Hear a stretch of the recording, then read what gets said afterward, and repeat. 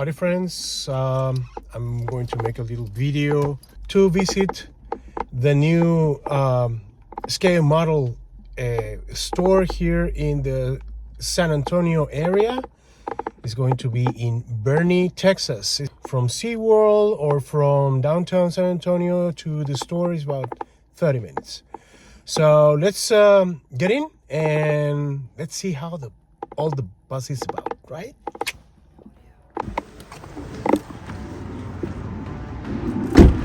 So here we are in Boerne area in the main street,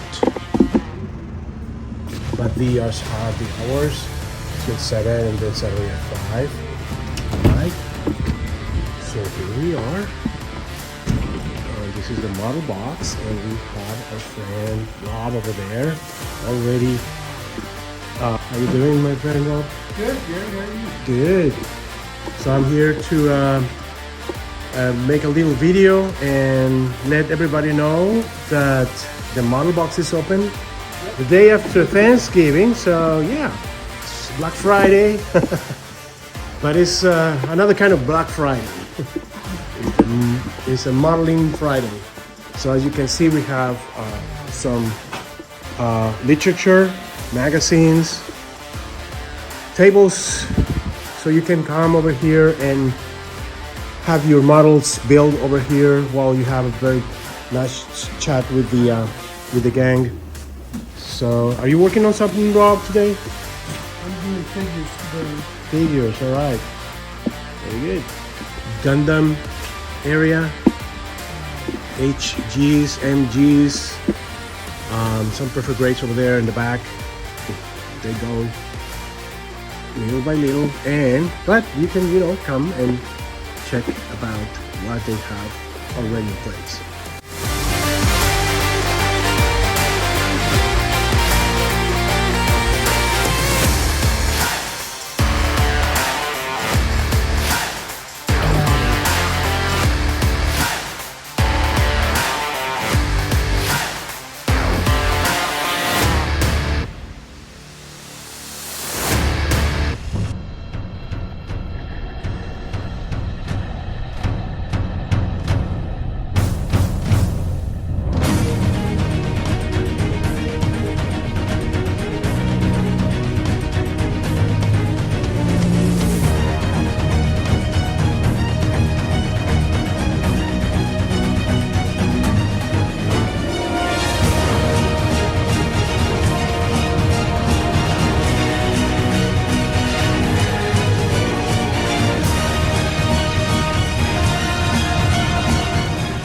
Howdy.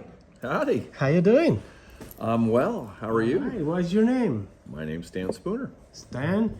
And where are we, Stan? We are in a dream come true, my former retirement, the Model Box Hobby Shop and Social Club in Boerne, Texas. Why social club? Not only a model store, a Right. scale model store, but a social club. What do you mean by that? Well, I believe that the hobby of modeling does a lot of great things for you. It teaches you a lot of wonderful skills, and I think it connects you with history. It pulls you out of screen time. It just does a lot of wonderful things. But I think the single largest gift out of it is the friends that you make. And I've been really blessed since my wife and I escaped California about 5 years ago and came here and made amazing friends. And I just wanted to create that opportunity for everyone here in Boerne and the surrounding area. So Social Club is the building end of it, the time that we spend together just sitting around and plucking away at plastic and talking and just building relationships, friendships, and that's what we're looking to do. All right, and you are going to sell scale models, paints, the usual.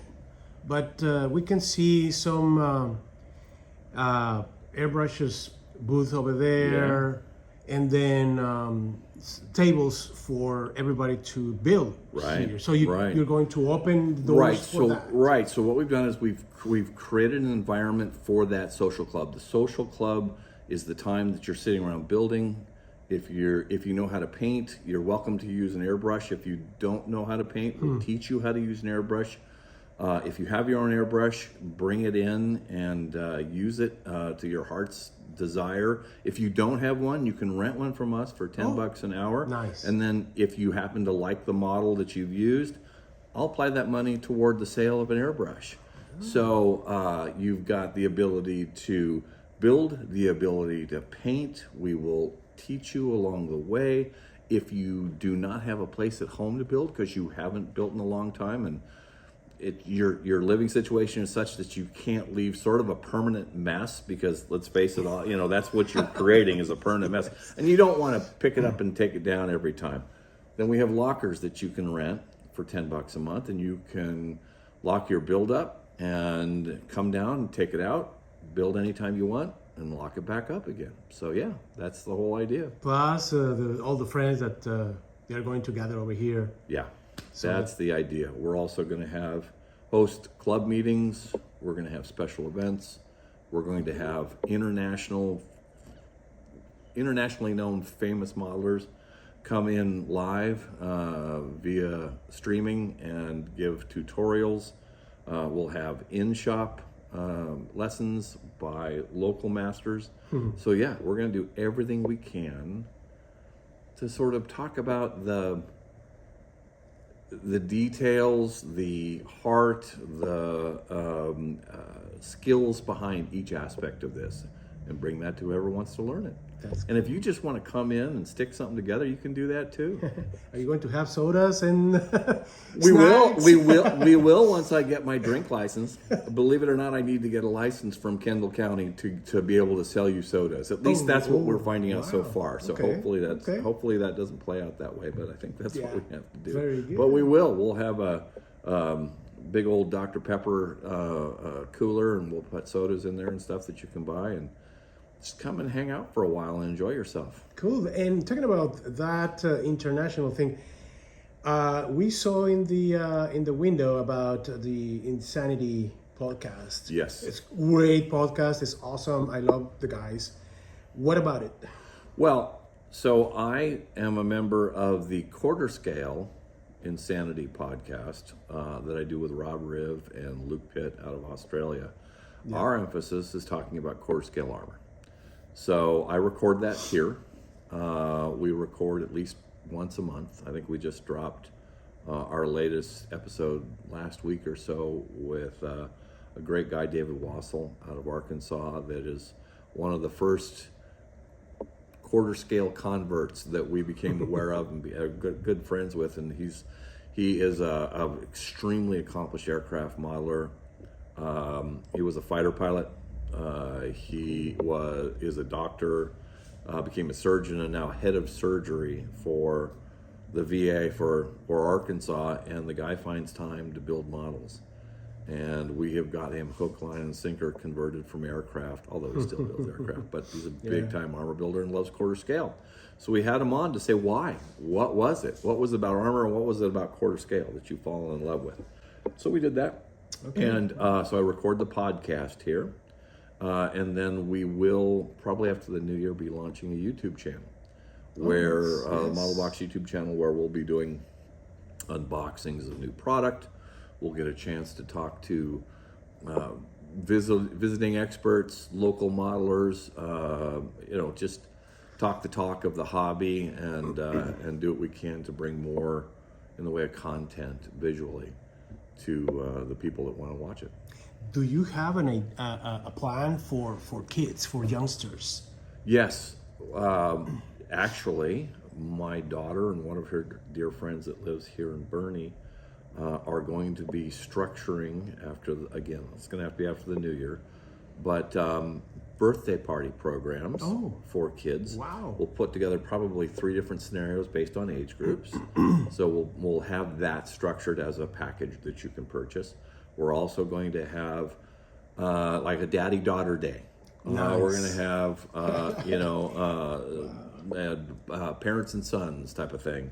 We're going to do everything that we can to try to bring this hobby to maybe 6-year-olds up and meet them where they're at. I've met a couple of really amazing young people, kids, 8, 10, 12, that are just seem to light up when they talk about this hobby. A lot of them build Gundam. It's an amazing genre. First of all, it owns the world as the #1 selling genre of models in the world. And there's some really basic reasons why it's so successful. But it just catches their imagination, and it's a great place to step into the hobby. Now, you can get into historical modeling beyond that. Glue, paint, so on and so on, the stuff that we do. But Gundam just gets them where they want to go, gets them from start to finish in a reasonable amount of time, and at the end, it looks great. So it's a great place to bring them into the hobby. That's great. That's awesome. I mean, because they are the future of the hobby, but they also, create this bondage with their family and friends. Absolutely, and I think this hobby is a really great tool for that. So yeah, we want to try to bring that to our community. We've had such a wonderful response from people here, whether they walk in and say, I used to do this when I was a kid, I would love to do it again, or my wife tells me to get out of the house, I need a hobby. So they're looking for a hobby, so they come in and going, this is really cool, this might have to be it. So yeah, I just think the possibilities are endless. So our hope is that we build some great relationships, we talk a lot of people into buying plastic and building it, and we'll just have a good time. That's cool. That's great. So I want to ask you another question that they asked you on the Bench podcast a few weeks ago. Why a brick-and-mortar store? Well, it's funny you asked that. I got contacted by Luke Pitt, who I do the podcast with. He writes for Brett Green's magazine, the quarter scale section. Okay, cool. Every issue, and he's going to write a little dialogue up right now about basically, everyone wants to complain that their brick and mortars are going away. It's on us to do something about it. And that, in fact, is what we decided to do. My business partner, Henry Tremblay, who has been a dear friend for almost 30 years now, owns Brookhurst Hobbies in Southern California, which is a massive store, and it's been around for 60 years, very successful. When I talked to Henry about this concept about 3 years ago, it sort of lit his imagination, and the whole social club aspect of it is different. Now, he has a gaming club that he owns the building next to him as well, and it's a big, big, big place. But bringing the social club aspect of this forward and leaning into that as a component of retail is a little different philosophy, and he was fascinated by it. He got behind it. He's invested heavily in this. I've invested heavily in this, and we believe in it. We believe in this hobby. There's a lot of other things we could do to sell and make money that is easier and more profitable. This takes a lot of work to make this happen, but we believe in the hobby, so that's why we're doing it. And on the people, because I guess more about we are connected to Facebook and to all the social media, but then sooner or later we want to meet with somebody, talk about whatever we want to talk about, and have a good time, right, face to face. Exactly. We have the connection through social media. We have the connection through the relationships through clubs and so on. We have the connection face to face, and we have the connection through video uplinks of superstars in our hobby, reaching out and being a part of build night or classes or whatever the case may be. We look to make connections however we possibly can, so that's what we're doing. All right. That's awesome. All right, Stan. Well, we wish you the best, not lucks, but success on this. And I guess we want more of this. And in the area, we can tell that we are not lacking stores, but we are craving for more. Yeah. Especially if you talk about social interaction, that's going to be the most key. We have, as far as as far as social interaction being primary to the footprint of a retail store, you know, the nearest place that we've got's 2.5 hours away or so, right? Wonderful, wonderful shop, Lionheart. But everything in Texas is not measured by miles; it's measured by hours. Hours, by time. Measured Yes. by hours and time. Yes. If people had to think about miles, they wouldn't do it. No. So, you know, it is intriguing. Actually, I was texting with Rudy, the owner of Lionheart, today. He was very sweet and texted congratulations. And he was saying that it's interesting that the triangle is served well with, you know, basically 3 shops plus the ancillary random, you know, Hobbytown or Warhammer store, what the case may be. So we're within a driving radius. You can go get your fill of plastic pretty well in that area. But it's amazing to me that the whole Dallas-Fort Worth area and that whole area of the state, it's almost nothing up there. And I just Talking about Texas, huh? I know. I think it's an opportunity missed. So who knows? Is the model box heading north? We'll have to see. Oh, We'll have to see. yeah, cool. All right, very good. Well, Stan, thank you very much for this time, and thank you very much for allowing us to open your doors to my camera over here. Always and welcome. Showing everybody what's this all about. Thank Always you very welcome. much, Stan. Thanks, buddy. And see you around. Bye.